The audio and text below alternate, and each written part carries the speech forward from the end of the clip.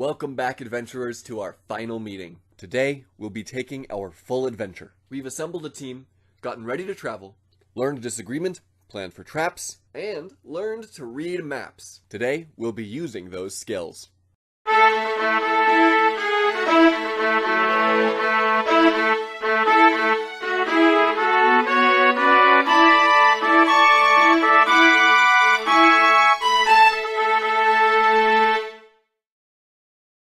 Welcome to headquarters. Here, we signed up. We prepared for our adventure. We gathered materials and got ready to set out. We determined what we were looking for and finally got going. We had a disagreement here, but we stayed strong and figured out how to disagree safely.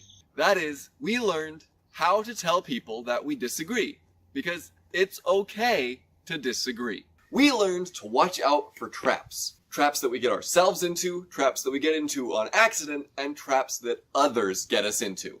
And here, we followed our treasure map. We've really had quite the adventure. But when you put those things together, we're missing one thing we haven't talked about. Adventures have a goal. Why are we actually on the adventure? Let's think about that question. While we do, here's Paul. After Athens, Paul went to Corinth, which was here.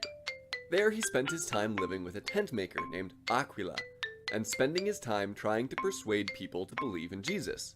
Eventually, Silas came along to meet him with a man named Timothy.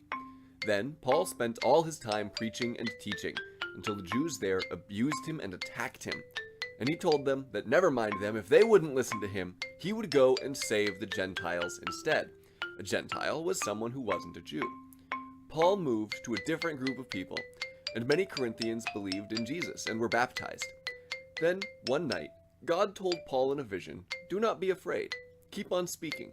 Do not be silent. For I am with you, and no one is going to attack and harm you, because I have many people in this city."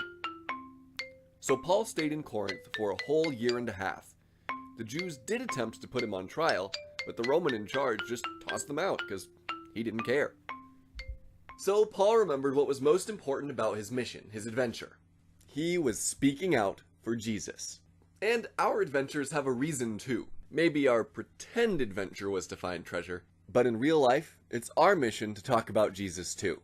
Just like Paul, we need to remember to be brave, because God has our back. I'll see you guys over the summer, when I've shaved my beard to normal size again.